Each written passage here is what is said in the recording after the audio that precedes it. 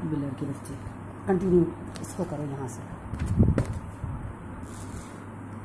1 2 3। Dear student, मैं दोबारा आपको ये कंप्लीट करवाने के लिए मैं चैप्टर पढ़ रही हूँ सूरजमुखी। देखिए क्लास 7 के लिए चैप्टर अभी हमने आधा पढ़ा था, अब आधा और पढ़ रही हूँ मैं इसको। यहाँ से देखिए इस पैराग्राफ से, साइंस की दुनिया में तकनीकी इजादात को बिलमूम नजरी मौज़ूआत के मुकाबले में कम कदर व कीमत हासिल होती है, लेकिन हकीकत ये है कि नजरी मैदान में पेशरफ्त बड़ी हद तक तकनीकी इजादात के सहारे ही मुमकिन हो सकी है। चुनांचे मारिया भी अपने तहकीकी नताइज हासिल करने के लिए एक ऐसी ही तकनीकी इजाद वैक्यूम पंप की एहसानमंद है। वैक्यूम पंप की मदद से तजुर्बे की बदौलत कैथोड शुआओं की माहियत का पता चल पाया और एटम के ज़र्रात, जिन्हें इलेक्ट्रॉन का नाम दिया गया दरियाफ्त हुए। इलेक्ट्रॉन बाहम पेवस्त होकर आखिर क्यों कर एटम की सूरत इख्तियार करते हैं। तजुर्बे और जस्तजू की इसी राह पर चलकर वोल्हम रोन्टेजन ने एक्सरे की दरियाफ्त की और अपनी बीवी के हाथ की अंधेरे में ऐसी तस्वीर खींची जिसमें सिर्फ हड्डियां और उंगली की अंगूठी नजर आती थी। साइंस की दुनिया में इस तस्वीर का मुकाम मोनालिसा की तस्वीर से कम अहम नहीं। तबियाती तहकीक के मैदान में ये वो दौर था जब शुआओं की माहियत को समझने की कोशिश साइंसदानों का मरगूब मशगला था। मारिया ने भी इसी मैदान में मजीद तहकीक करने का इरादा किया।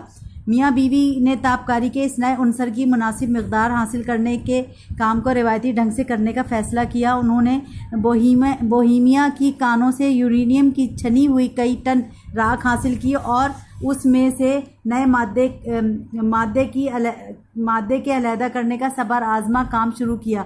अपने इस काम में धुन के पक्के दोनों साइंसदान 4 बरस तक लगे रहे। इसी दौरान मारिया की बड़ी बेटी एरन पैदा हुई।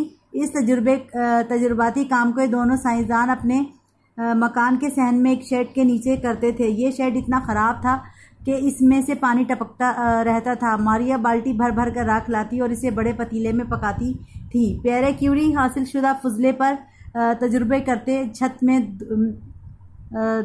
दूधकश यानी धुआंदान ना होने की वजह से पकाते वक्त निकलने वाली गैस उनके जिस्म में दाखिल हो रही थी, लेकिन दोनों ही मुज़िर असरात से बेखबर थे। इस गैस के ज़रिए से उनके जिस्म में दाखिल होने वाली रेडियो एक्टिविटी बड़ी हद तक आगे चलकर प्यारे क्यूरी, मादाम क्यूरी और उनकी बड़ी बेटी एरन की मौत का सबब बनी।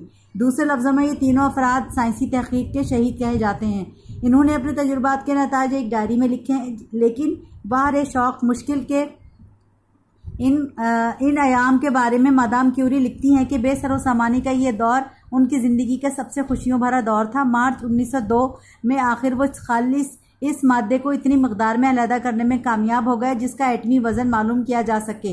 ये वही मादा था जो आगे चलकर कैंसर जैसे मूजी मर्ज के इलाज में मावन हुआ। नोबेल कमेटी ने मियाँ बीवी को 1903 में उनकी इस तहकीक के लिए नोबेल इनाम का मुस्तहिक करार दिया। उनकी ये दरियाफ्त नजरी तबियात के मैदान में एक संगे मील है। अब ये बात साफ हो गई कि एटम के अंदर एक कवी अमल वाज़े होता रहता है। इस सिमत में और ज़्यादा तहकीक की बदौलत रदरफोर्ड ने गामा और बीटा शुआओं की निशानदेही की। सच है, इंसान में अगर सच्ची लगन हो तो गुलामी का माहौल, सहूलियात की कमी, सबर आजमा हालात, ये सब चीज़ें राह में रुकावट के बजाय कामयाबी की मंजिल का जीना बन जाती हैं और हम अपनी मंजिल मकसूद तक पहुंचने में कामयाब हो जाते हैं। मारिया क्यूरी की ज़िंदगी भी हमारे लिए एक ऐसी ही मशअले राह है।